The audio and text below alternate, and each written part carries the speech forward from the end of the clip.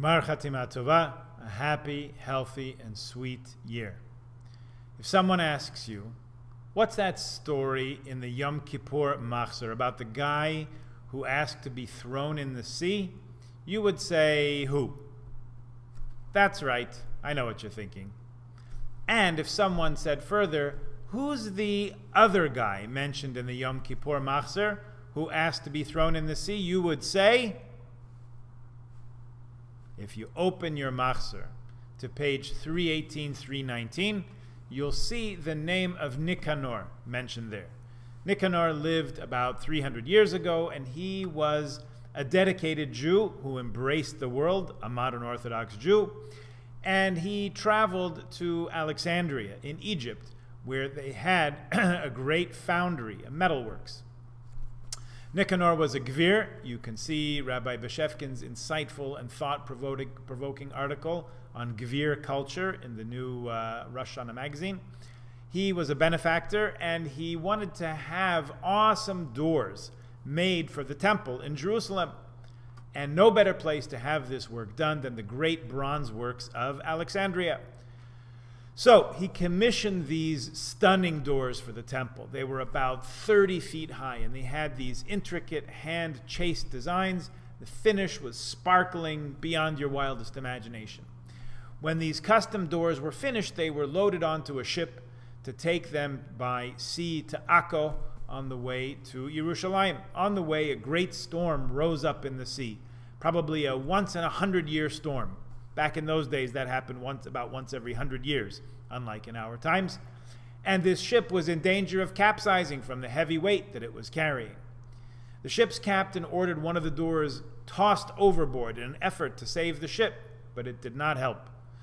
In a dramatic moment, when the captain was giving the order to heave the second door overboard, Nicanor grabbed hold of the door, and he demanded that he also be thrown into the ocean together with the door.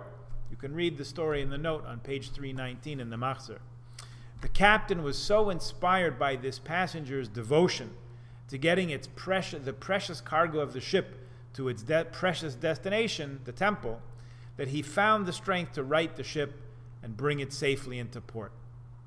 Miraculously, the first door that was thrown overboard and should have sunk like a stone was either washed up on shore or some say floating alongside the ship. However it wound up there, it was taken to Yerushalayim, and both doors together were installed in the Beis HaMikdash, in the temple in Jerusalem. Eventually, when Herod did the temple reno, he replaced all the doors with golden ones, except for these original doors of Nicanor were left as they were, a testament to the devotion of the sponsor, and indeed, the gate bore his name, Sha'ar Nicanor. These mighty portals required some 20 men to swing them open. They were only opened on Shabbos, Yom Tov, and Rosh Chodesh, unless the king came to the temple. Then these doors were open to welcome him. So it's a fascinating story about seeing a mission through and giving your all to make sure a plan gets fulfilled, to ensure the job gets accomplished. Nicanor was determined to see this plan through to its end or not see it at all. He was willing to put his very life on the line. Isn't it fair to say that dedication, that obvious and open self-sacrifice that he showed, inspired others to get involved and take part? The ship's crew was just trying to save themselves at any cost, even if it meant losing their cargo. Most probably they had insurance, so if they tossed him overboard, no great loss. To Nicanor, things looked differently.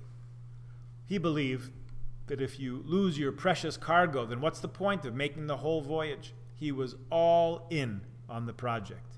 Enthusiasm is highly infectious. One person can transmit a case of enthusiasm to a whole room, a whole community, a whole people. And also, Nicanor's effort merited his remembrance by the entire Jewish people until today. Here we are, thousands of years down the road, still telling the story, still taking inspiration from one man's dedication to a mission, making us ask ourselves the question, what are we devoted to? In Yeshiva, we studied a sefer called Kovetz Shiurim, a collection of deep thoughts in Gemara by the Rosh Yeshiva of Yeshiva, Oil Torah, and Baranovich. Rav Elchanan Bunim Wasserman. Along with a dozen other rabbis, he was arrested and murdered during the Nazi occupation of Kovno. 2 of his sons survived the Shoah, and 1 had a child, who today lives in the States. In the 1930s, as Rosh Yeshiva did in those times and still have to do, Rav Elchanan Wasserman came to North America to raise money for his yeshiva. He found out that someone who he'd gone to Cheder with back in Lithuania had come to New York and become a big clothing manufacturer. Let's call him Mr. Birnbaum. On his yearly fundraising trip, Rav Elchanan found this wealthy businessman, Birnbaum, in New York City, and to his dismay, his sadness, found that his old Cheder chum had abandoned much of his Yiddishkeit. So he made an appointment, and he made his way from where he was staying in Brooklyn to the Lower East Side, where his landsman had his factory. They sat and reminisced and caught up on mutual friends and old times. Finally, Rav Elchanan stood up, and Mr. Birnbaum said, "Well, what can I do for you?" And the Rosh Yeshiva said, "Well, I have these 2 buttons that are loose on my jacket, and I'd be grateful if you could have someone sew them on properly for me." It was a strange request, but Birnbaum picked up his phone, called his secretary, who called the tailor, who rushed right over and swiftly sewed these 2 buttons on firmly. "Is that it?" he asked the Rosh Yeshiva. "That's all," said Rav Elchanan. They took their leave, and that was the end of it. Or so it seemed. That night, Birnbaum found that he couldn't sleep. He tossed and he turned, bothered by this strange visit.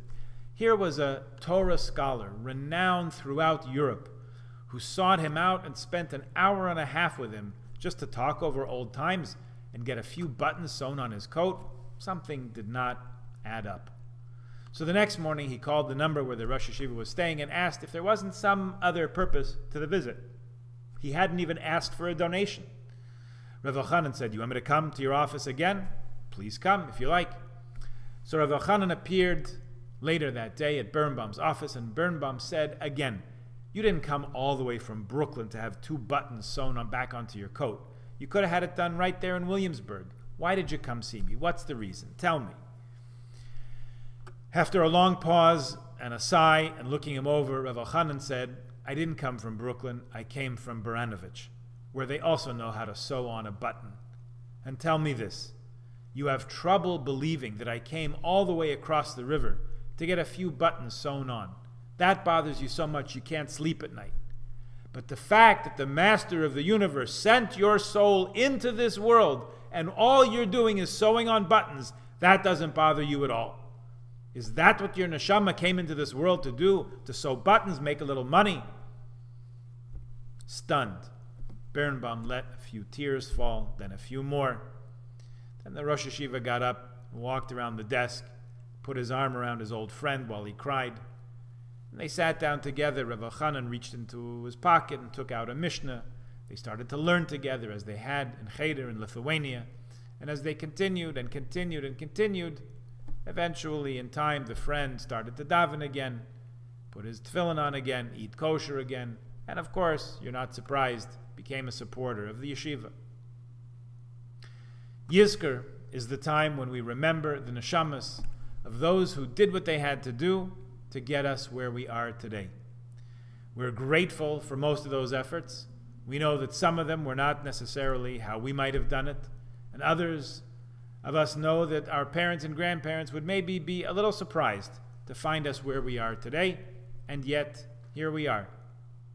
We find ourselves called to remember, to let both these stories shed light on who we are and which direction we're heading.